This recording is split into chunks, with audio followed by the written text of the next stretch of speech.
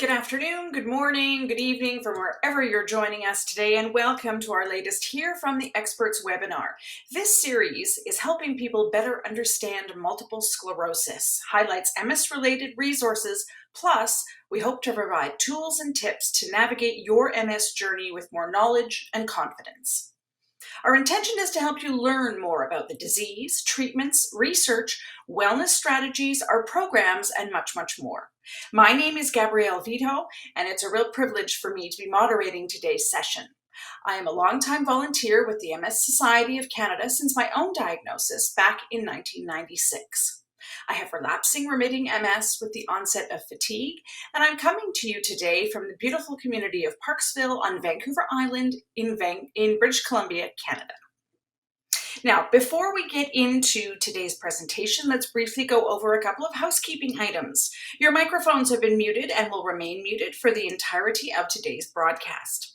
This session is being recorded and will be available soon on our website in English. We're also adding French subtitles into the recording, but that version won't be available for several weeks.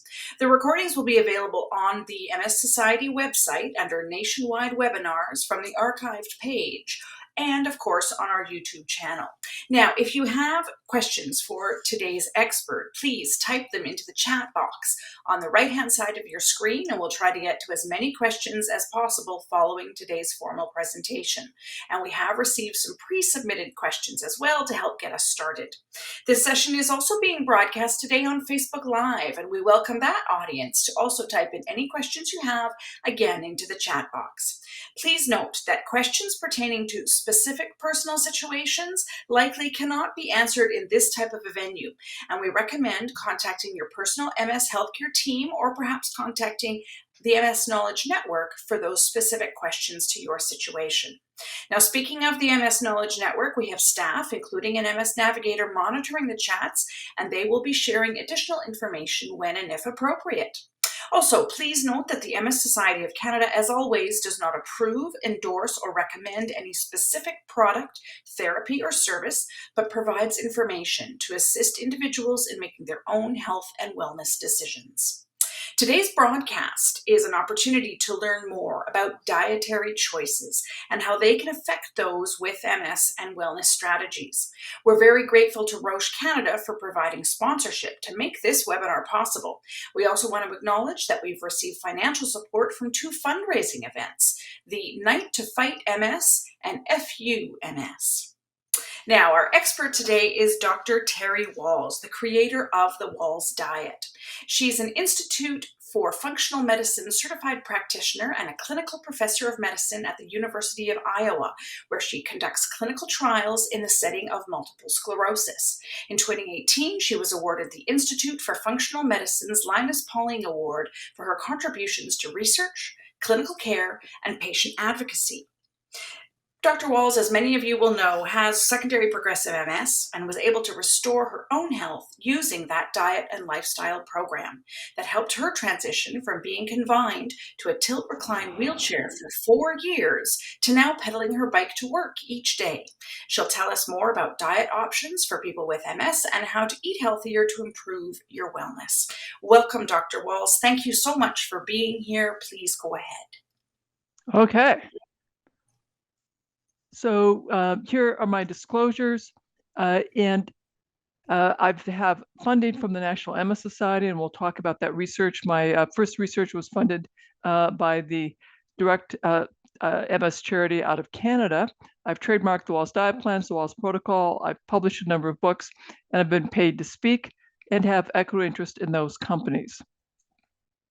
Now, the university has a conflict of interest plan, and I want you to know that an independent statistician conducts the statistical analyses for all of my studies, and that statistician is masked to diet assignment. They prepare a final report and review the conclusions. That way you can be confident that the data that I present to you is unbiased. And the clicker seems to have lost the connection. So I may need to have you guys okay, maybe we're back.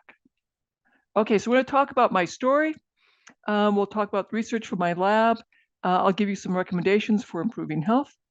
And now, before I became a physician, I was an athlete. I competed in full contact taekwondo. In 1978, I was a bronze medalist for the Pan American Trials in Washington, D.C. I entered medical school, completed my medical training, residency, was in private practice, had a couple of kids, and I thought everything was going great. And then in 2000, I became a patient. I developed left leg weakness. I had a prior history of visual dimming 13 years earlier. I had lesions in my spinal cord, in my brain. I had abnormal spinal fluid consistent with MS. And so I'm diagnosed with relapsing remitting MS. I seek out the best MS center here in the United States. I see the best people. I take the newest drugs.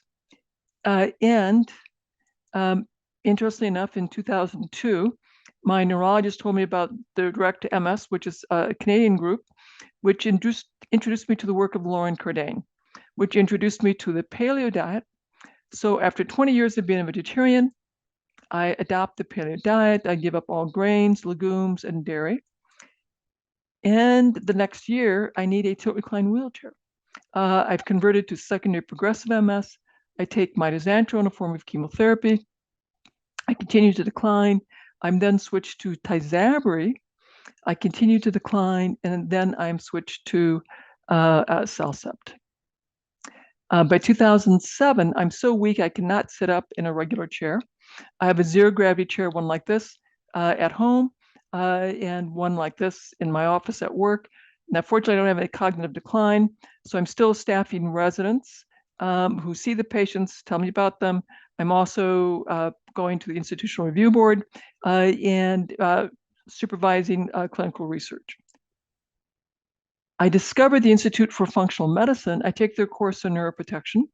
I have a longer list of supplements because I've been reading the basic science and I've decided that mitochondria are key.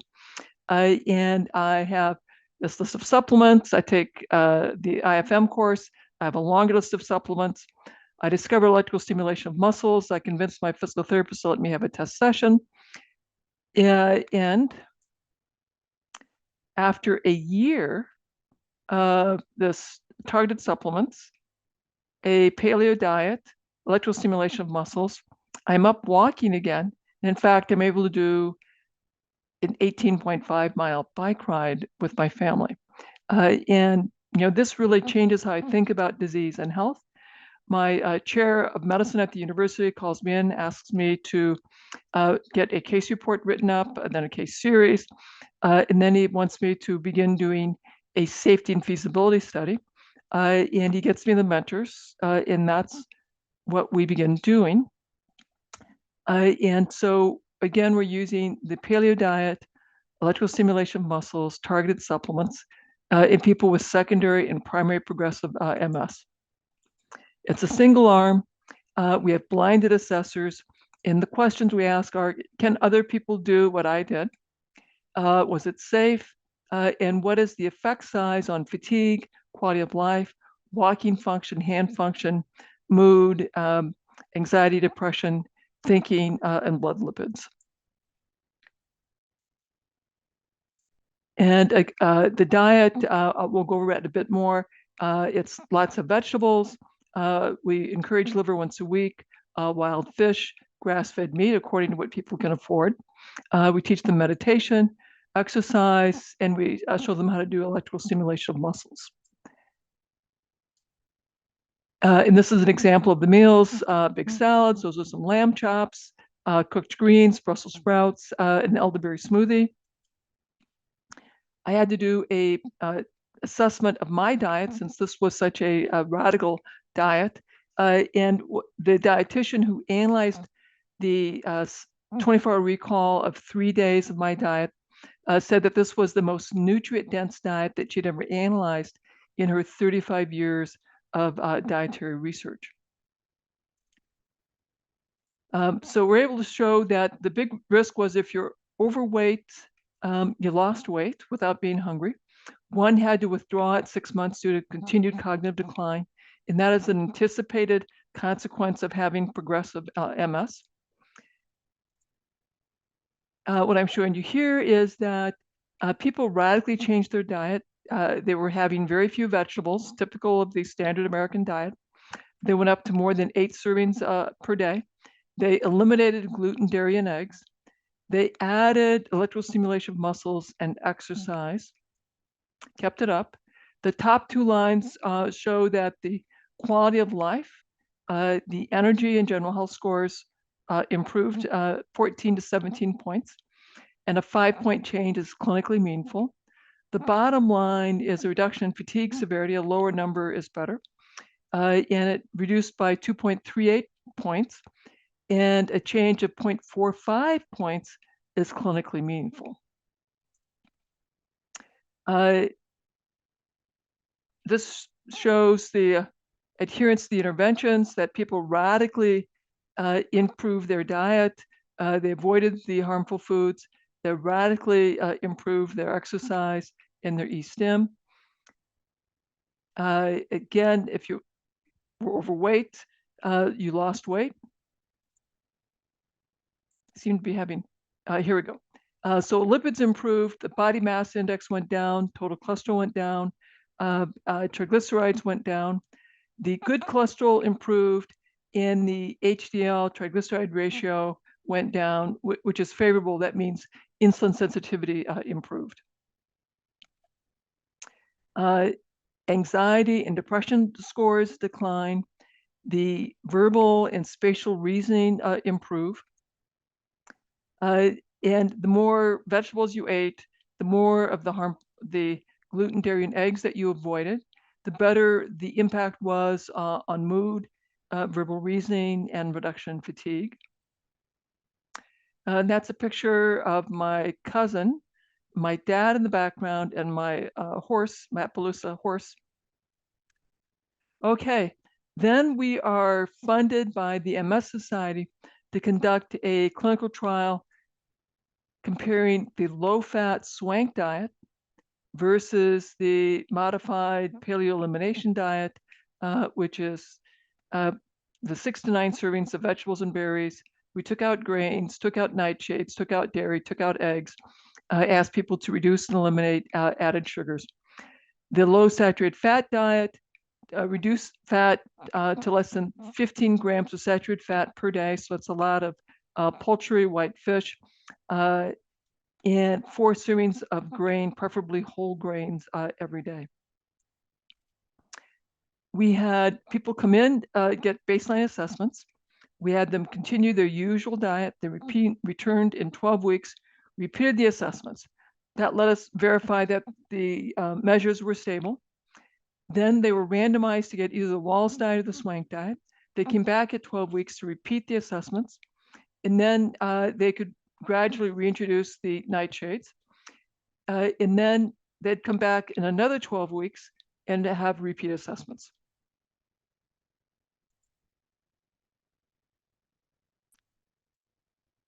Okay. And this is just to let you know that we did a control for these clinically meaningful control variables, and that statistically the 2 groups were the same. Now, our primary outcome was, would fatigue severity score be more significantly reduced in the Wahls group than the swank group? And it was not. It was statistically equivalent between Wahls and swank at both 12 and 24 weeks. And what is notable is that fatigue was reduced. So the red line is the clinically significant area of reduction. And so both diets had clinically meaningful, significant reductions in fatigue. Then if we look at the modified fatigue impact scale, which has a more significant, a more sensitive look at fatigue, the Wahls group, which is the gold bar, is more significantly reduced than the swank group, which is the black bar. But again, both groups have reduced fatigue. The quality of life, there's a physical health quality of life and a mental health quality of life. Again, both groups have clinically meaningful improvement in quality of life, with the Wahls group having statistically and clinically greater levels of improvement than the swank group.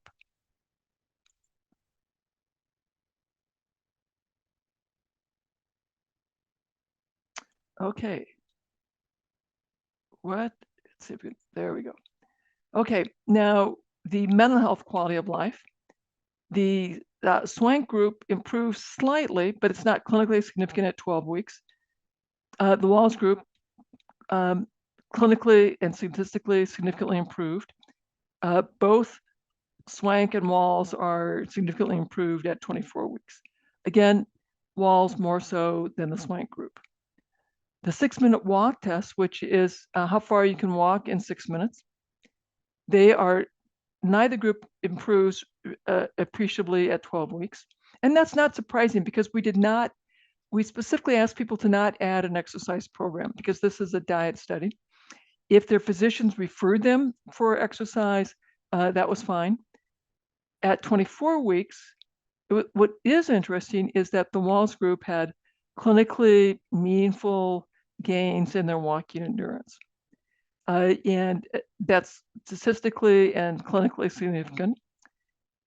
And it's a trend different than Swank. The p-value is 0.08, so not statistically different, but we would call that a trend.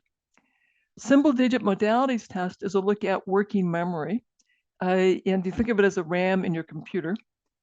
Interesting, the Swank group does better than the Wahls group at 12 weeks. At 24 weeks, they are equivalent. Okay, so how do we make this more affordable? I think the message I want everyone to hear is that the standard American diet, probably the standard Canadian diet, does not lead to improved fatigue, improved quality of life, or improved walking or working memory. Adopting either the Swank diet or the Wahls diet is beneficial. The Wahls diet being more beneficial than Swank in some, but not all of the measures. How do we make this more affordable? 20 to 40% of all the food, the groceries that we buy are thrown out. And so learning how to shop, meal plan, and plan for your leftovers so that you are eating all the food that you buy is a really great first step. Learning how to cook. Many people have forgotten or never learned how to cook and meal plan. So cook using recipes. I've got an example of my cookbook there. And I wrote that assuming that people don't know how to cook, that they are exhausted, and that we want to have sort of a template so you can begin making your recipes. You can have vegetarian options with beans and rice, particularly cooked using a pressure cooker can make it helpful. A hunt, fish, garden will make it more affordable. Meal plan for the week by identifying your protein and vegetables. And then grocery shop, again, going around the periphery of the grocery store so you can get your meat, your vegetables, use frozen vegetables. That will make this much, much more affordable. Sit to top your vegetables. I think that it's one of the most important things you can do is to bring your food over to your counter and sit down, or to your kitchen table and sit down and chop your vegetables. You could use a food processor, batch cook, freeze your leftovers, plan for leftovers. That will make this vastly more affordable. I also like to have one pot meals where we have a protein that we perhaps cook in the skillet, and then add the chopped vegetables for the last 2 minutes. And I may have a sauce that I add afterwards, for example, olive oil blended with my favorite garden herbs to make a sauce that I pour over everything that I just cooked. A slow cooker meal, a soup or a stew in a slow cooker. Taking a cooking class with your local here in the States, we have community colleges. I'm not sure what the equivalent is in Canada, but to look for a local cooking class so you can get more comfortable with learning how to cook. And ideally cook using recipes as opposed to cook using a box of already prepared food. And I want you to know everything is connected to everything else. The biochemistry of life is richly interconnected, which is why it is so critical that you understand the food you eat will affect your microbiome, which will affect your immune cells, which will affect the level of inflammation in your body and in your spinal cord, cranial nerves, and your brain. So the more we can address the system, the better chance you'll have at quieting disease activity. We spent a lot of time talking about food, and I'll be thrilled to answer questions for you. But the more you can address your environment, reduce your exposure to synthetic chemicals, improve your sleep, improve your movement, add stress reduction, improve your sense of safety, the more effective you'll be at improving how your cells run the chemistry of life.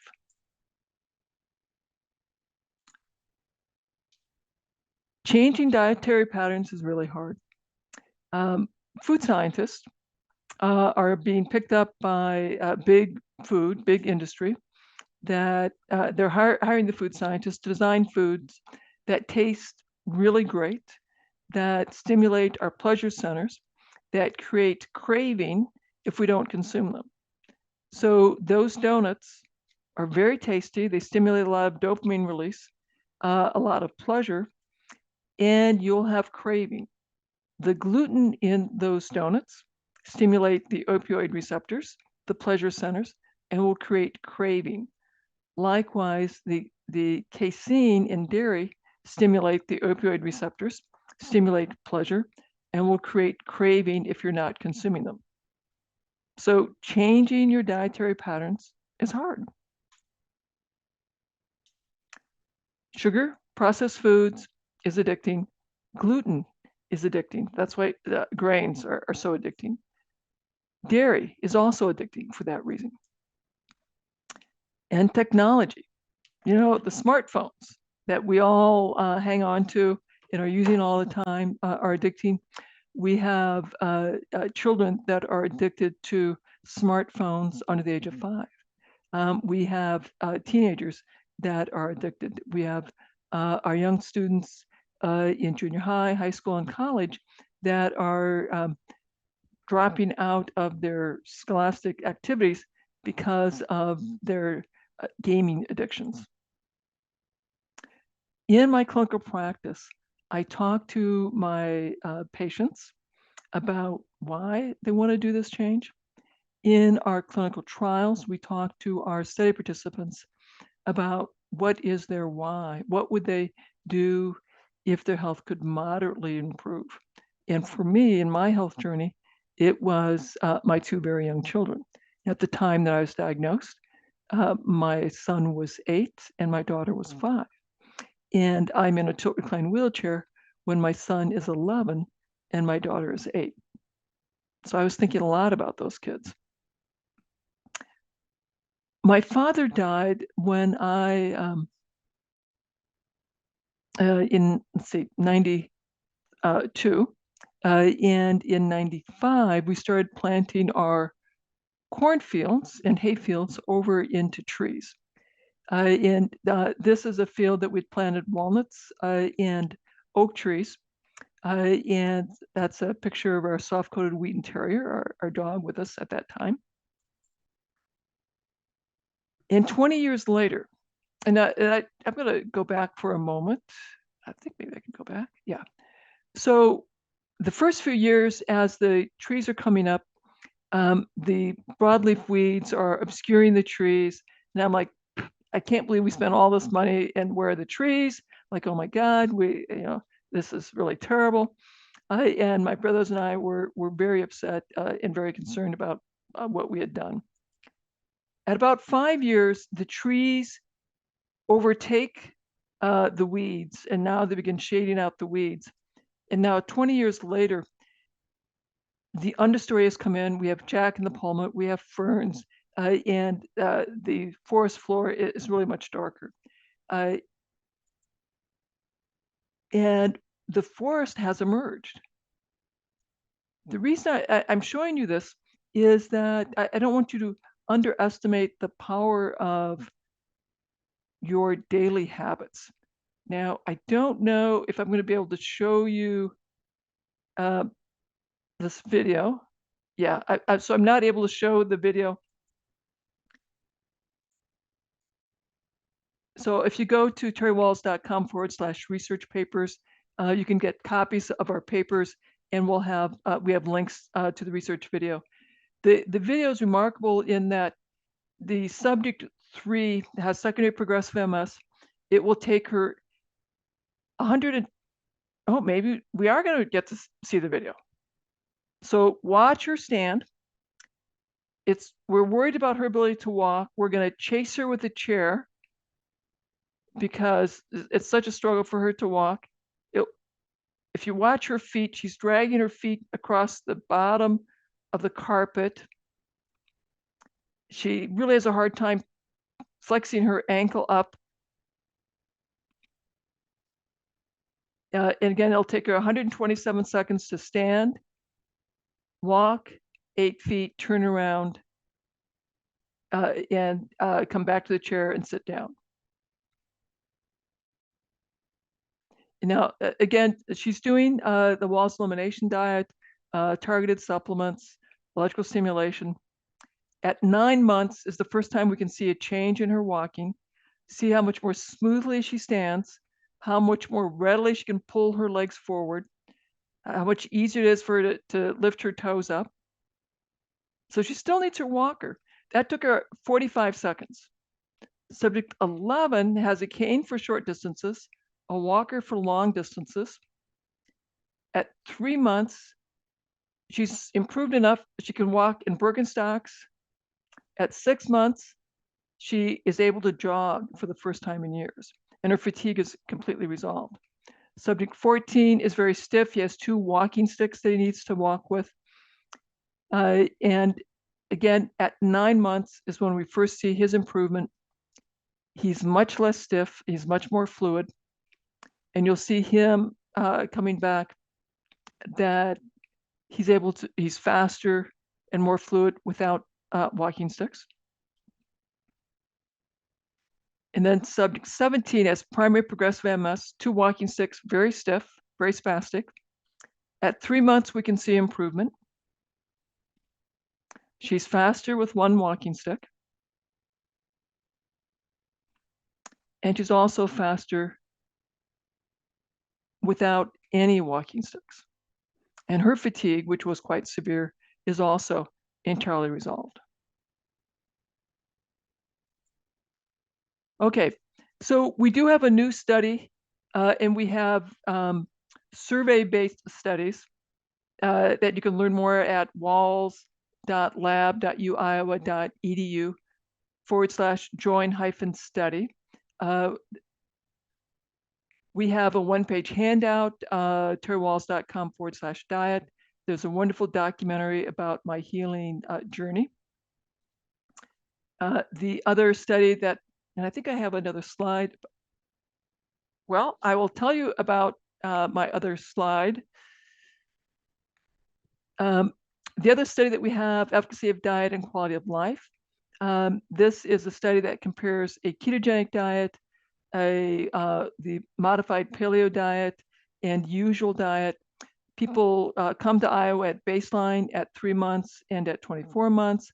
We get a MRI at the beginning and at the end without contrast, so that we can see changes in brain structure, changes in brain volume, and we'll measure changes in walking, in vision, hand function, and working memory, quality of life.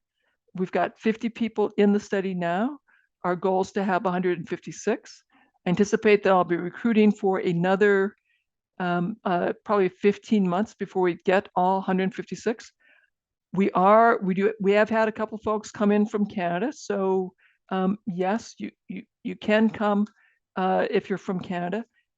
We have a small amount of money for some travel, but the only travel dollars are for up to 500 miles worth. So it certainly would not cover all of the travel related costs coming from Canada.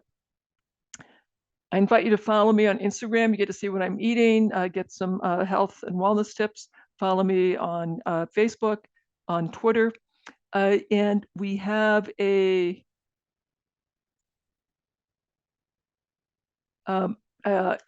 new session coming up tomorrow and Saturday that is talking about remyelination. And I believe your host will be sending a link for that. So if people want to register for that, and we have a variety of programs to help people implement these concepts. I'm also capable of seeing patients. We have a limited private practice as well. And with that, that concludes my remarks. So I had said I would get everything done within 30 minutes. So we have plenty of time for questions, Gabrielle. Fabulous. Dr. Wahls, thank you so much for that really informative presentation. And you're right, we do have lots of questions. So Good. your instincts are bang on. So I'm going to start right away from questions coming in on the Facebook Live. Let's go with, first of all, dairy. For no dairy, does that include things that are lactose-free as well? So lactose is sugar. Casein is protein. So I recommend people take dairy out because the protein casein is structurally very similar to the protein gluten. And if you have an abnormal immune response to gluten, you will also have an abnormal immune response to casein. And if you've been having gluten and casein all of your life, you have no idea how much better you could feel if you would take those foods out. In my clinical practice, I ask people to take them out for 3 months and then reassess if they want to bring them in.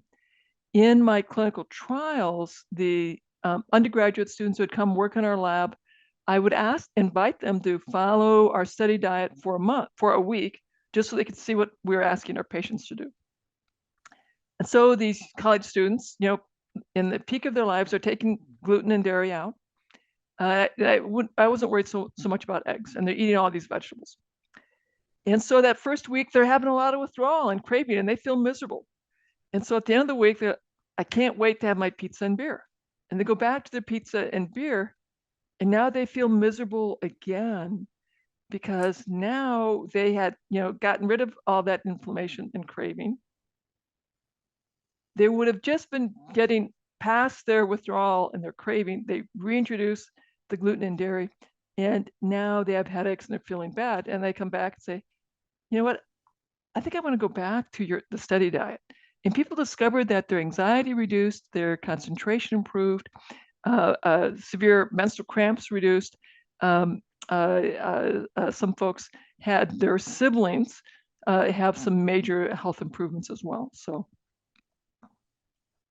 Fascinating. A neat story that you got students involved as well. Now, with our next question is about help with pain and sleep. Does this diet help with pain or sleep at all? So there's a lot of great evidence that diet is closely linked to sleep. So yes, improving diet can be very helpful for sleep.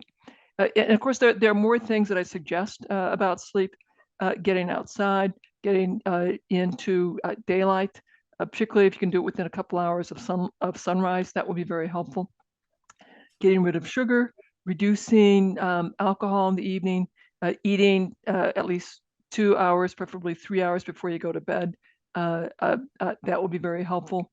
But we certainly have, in our clinical trials, found that sleep quality and quantity improves as people implement the diet.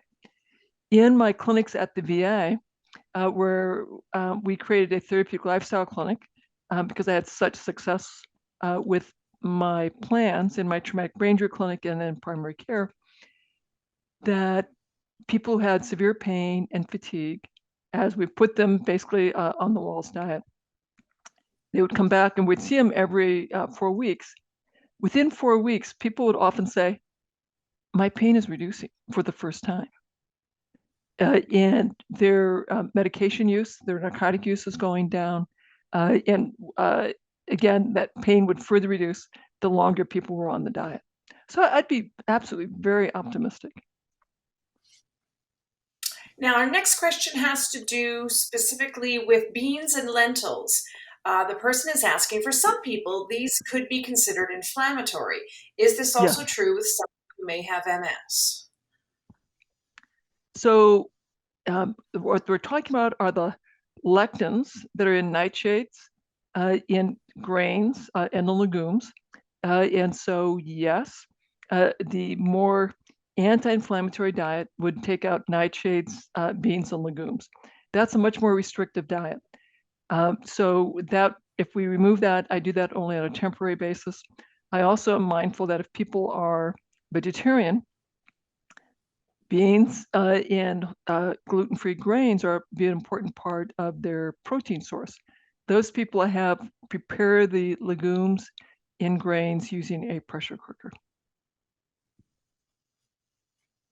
Okay. And what about soy, Dr. Wahls? So soy is a legume. The advantage that soy has, it's a complete protein. And so if you're vegetarian, that can be a very helpful source of protein. However, it can have lectins in it, and if lectins are a problem for you, they can be inflammatory. So again, if you're having soy, if you put it through a pressure cooker, that reduces the lectins. Again, that's sort of an individualized assessment, whether I have to be concerned about that. Right. And now you did mention in your presentation about reducing alcohol. And the next question is, are we allowed to drink wine? Well, it's a great question. When we look at the observational data on alcohol, there's something called a J curve, that the lowest all-cause mortality is if you have alcohol, a limited amount, a couple days a week.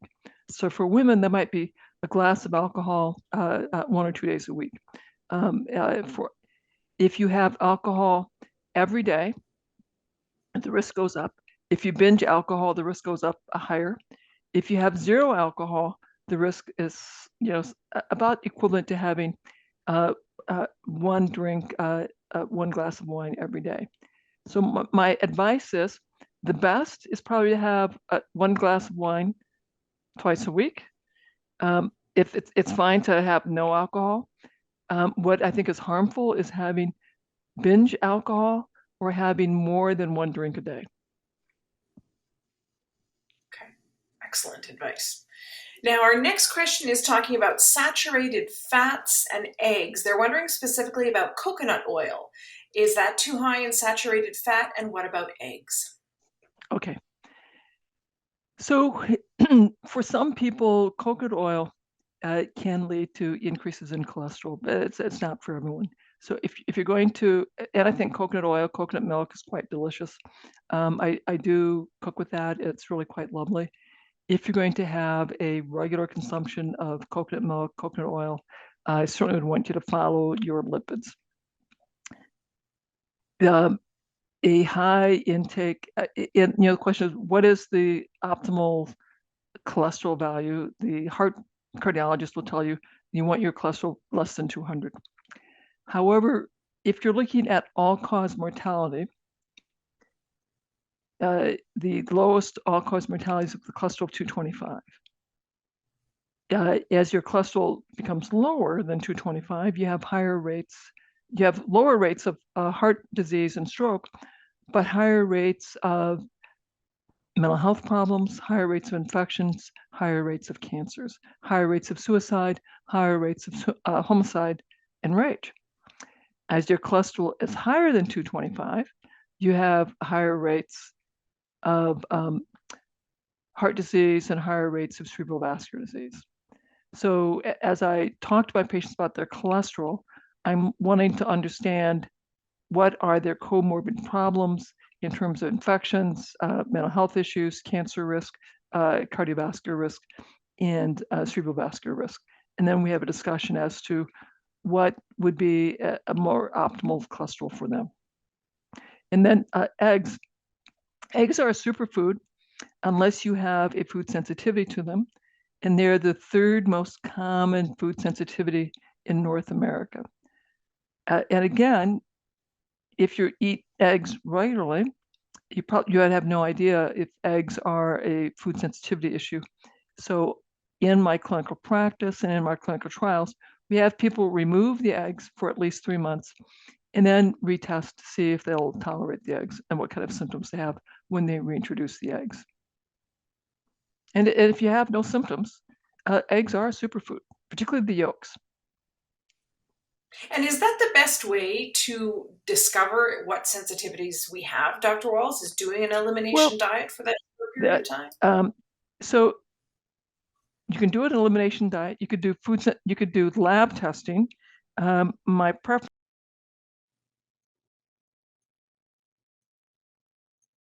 Oh, Dr. Walls, we seem to have lost your audio for some reason. Okay, is that better? There we are. Can you There hear you me? go. Yeah. Okay.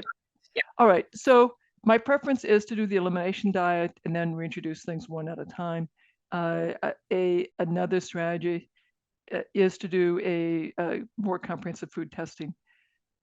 The challenge there is that you can spend thousands of dollars to get a very detailed food sensitivity testing that can be confusing to interpret. You'll need to have a clinician who orders these tests to guide how you interpret and remove foods, then reintroduce them. And furthermore, the clinical response in you will always trump the laboratory test, which is part of the reason why I prefer an elimination diet and then to reintroduce compounds one at a time. Makes sense.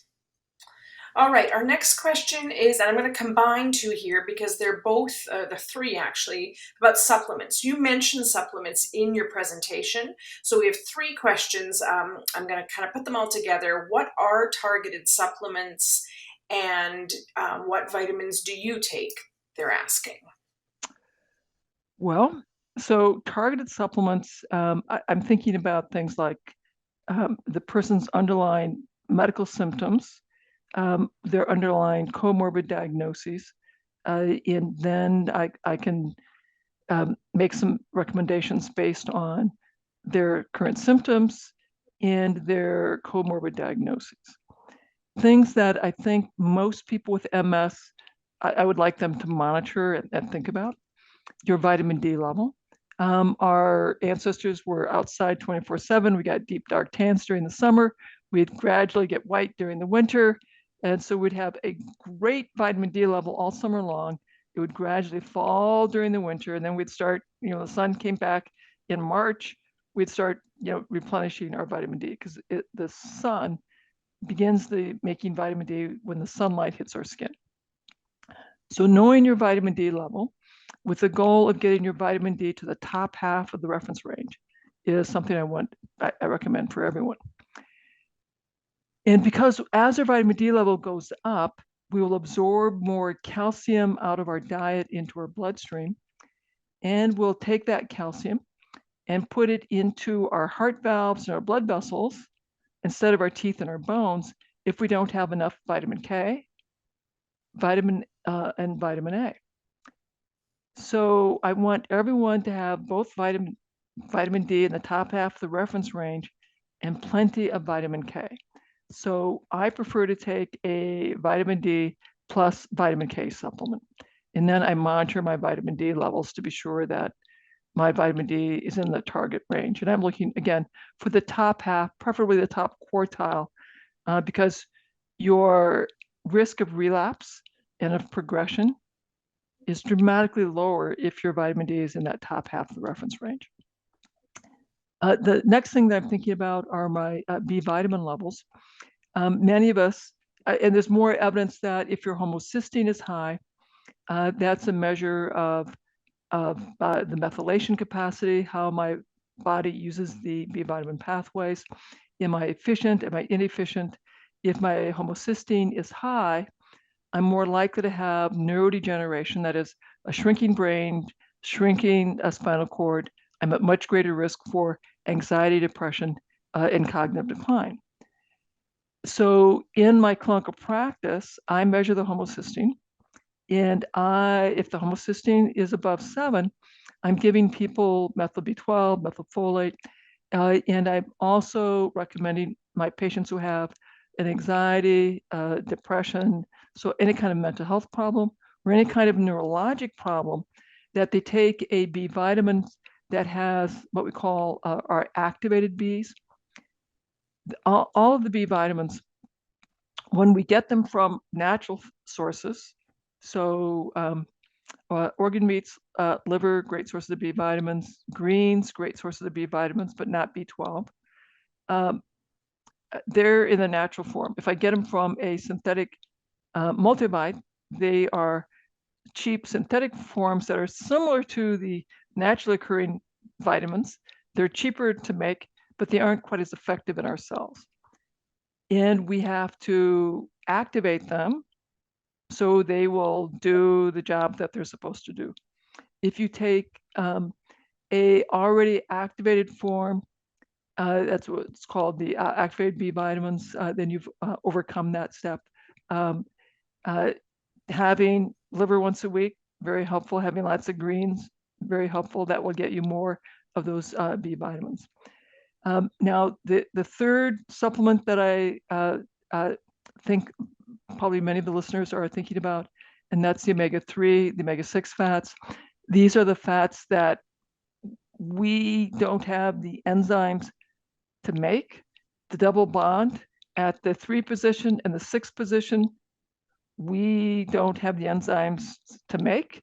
And those fats are really important to the cell membranes, to making myelin. We have to eat them. The omega-6 fats are in nuts and seeds, avocados,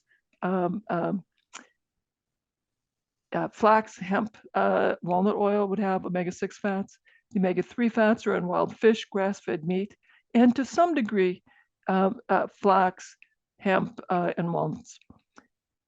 The vegetarian sources of omega-3s are cells. We have to add 2 more carbons to make the EPA, DHA forms of the omega-3s that our brain and our myelin use.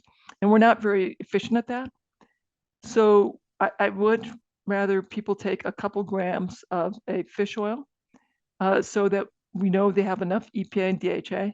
If you rely entirely on the vegetarian source, you have to have 20 times the amount because we're so inefficient at converting the vegetarian omega-3s to the longer EPA DHA version. And then, I may do some additional supplements based again on comorbid problems. I may do sulfur amino acids, things like N-acetylcysteine, taurine, lipoic acid.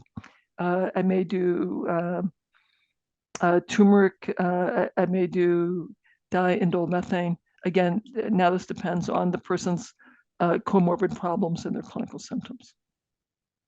So I'm going to stay with. I'll say I take a lot. I take quite a few supplements. When I first began my journey, I went vegetarian to paleo, still went downhill, added supplements, slowed my decline, very helpful. I could tell if I didn't take my supplements, my fatigue was much worse.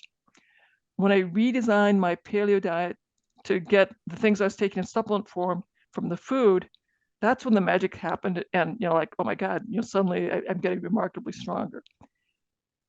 Although it's interesting that I still find if I'm not taking all of my supplements, I can tell that my energy, my mental clarity is not quite as sharp. And so the reality is, I dug myself a really deep hole. When I was in the tilt recline wheelchair and I couldn't sit up, I was beginning to have brain fog. I was having incredible levels of pain. So I'm remarkably better.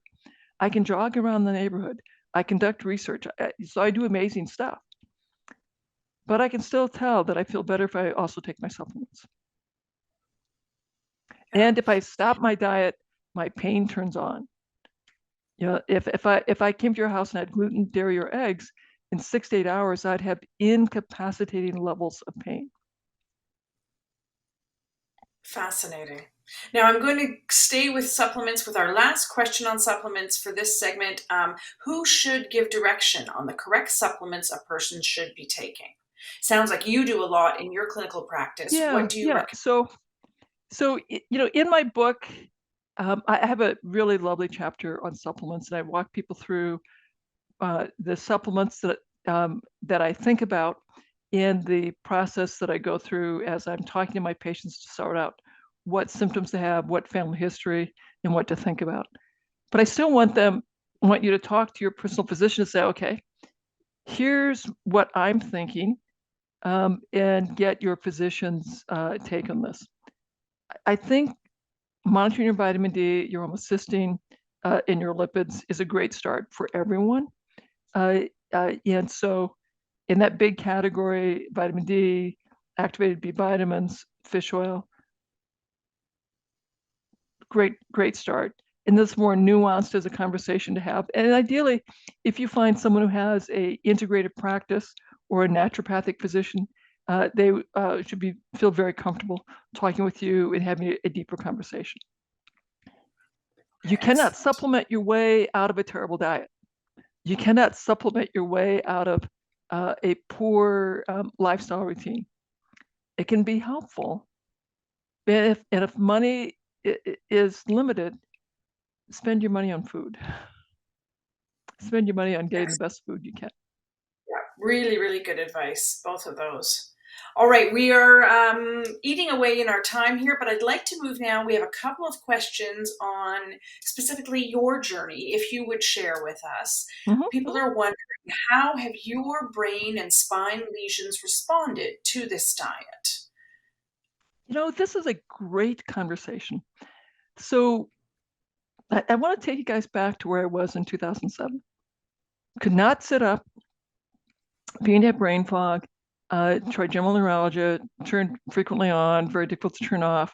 I would take 5 days of Salumedrol and daily visits to the pain clinic to get it turned off. Terrible future, facing becoming bedridden, demented, and probably dying with intractable pain. That's where I was at in December. In April, I call my neurologist and say, there's been a change. I think I should see you. They want to see me that day. I said, no, how about Friday? So they're quite distressed. I put them off for 2 days. And so I go to see my neurologist on Friday. I'm in the waiting room. Their nurse is looking around. They can't see anyone. And I finally realized, oh, I bet she's looking for me. I'm not in my wheelchair. So I stand up, I'm waving my arm. She goes, oh my God, Dr. Wahls, where's your wheelchair? And I walk over. And so my neurologist is thrilled. He can't wait to get the MRI. He wants to order it emergently that day. And I convinced him, like, well, no, we might as well wait to the next available. So we have to wait a couple of weeks. We get the scan. And he and I go down to look at the scan, and it has not changed. And then he goes, of course it's not changing. You have progressive MS. You're not having acute lesions. These are old scars. Of course they're not going to change. But you have rewired your brain. You clearly have rewired your brain, your spinal cord. And now what is interesting, time has passed. I've continued to improve. I'm now jogging in the neighborhood. And now my last MRI, my neurologist says, those spinal cord lesions they said were never going to improve, they really are remarkably smaller. So you are healing the trouble. I think my neurologist is very clear that clinical exam trumps the MRI findings. If you are improving, that's really very helpful. Now, if you've discovered that you have 20 new lesions, even if you're clinically improving, you have 20 new lesions, that's definitely a problem. And we would want to be doing something differently. If you're in my clinical practice, I'd be talking to you about, yes, you should probably be doing DMTs. We need to do a better job on your diet and your self-care. And so new lesions are a big signal I don't want to ignore. But if you are dramatically improving clinically, and if you still have a few lesions, I don't want you to be too discouraged. It's your clinical improvement that is the most powerful. Excellent, excellent advice and a wonderful presentation. We are out of time. It's the end of our time for questions. I'm just scanning through them here. Again, specific questions to your specific situation, we're not going to address in this sort of a forum, and we really encourage you to contact your own medical team. Dr. Wahls, you are fascinating and so inspiring, and thank you so much for your time today. Again, the links to Dr. Wahls' work will be included in the follow-up email that you'll all be getting today, so you can stay connected online or however you wish to. And again, Dr. Wahls' 2 books are available wherever you find cookbooks and online, of course. Dr. Wahls, we want to thank you so much for your time today and for your perspective and being here with us. That is excellent. And perhaps I'll see some of you at the remyelination workshop tomorrow. Excellent. Thanks again. Now I'm going to wrap up today with a bit of information from the MS Society of Canada. We want to again remind you about our MS Knowledge Network. It's staffed by trained navigators who provide consistent quality information. You can connect to them by phone, email, or live chat through the MS Society's website. Know that all your interactions and information is trustworthy from this source. Navigators can help you learn more about the MS Society programs and resources we offer to help individuals and their families in your MS journey. They can also help you find other community or government supports and programs and so much more. For information and support, always reach out to our MS Knowledge Network. Now, if you'd like to sign up for the monthly e-newsletter, an MS Navigator can help you do that too. And when you receive the e-news, you're kept up to date on the latest MS research and treatments, the Society's programs and services, fundraising and volunteer opportunities. It's got everything in there, including inspirational stories, much like we've heard today from Dr. Wahls, from people affected by MS, and so much more. So you can get that directly delivered to your inbox every month. We also encourage you to be a part of the MS community, to get involved with our programs and services and events, government relations, and volunteer opportunities. Volunteers are an essential part of the support we offer to Canadians affected by MS, and the demand for assistance through our one-to-one peer support program and peer support groups is growing, and we need more volunteers to reach as many people affected by MS as possible. If you'd like more information or you're interested in getting involved, please reach out. If you have questions or need support for this webinar or any of our educational activities, again, you can reach out. We've got a new email that should be up on the screen there now. It's education@mssociety.ca. And again, you can find that through our website, which is, of course, mssociety.ca. Now, very soon, you'll receive an email about today's webinar, and we encourage you to please fill it out.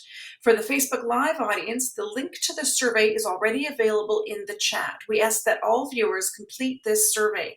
The information collected from the evaluation will let us know if today's discussion was valuable to you and what topics you'd like to see covered in the future.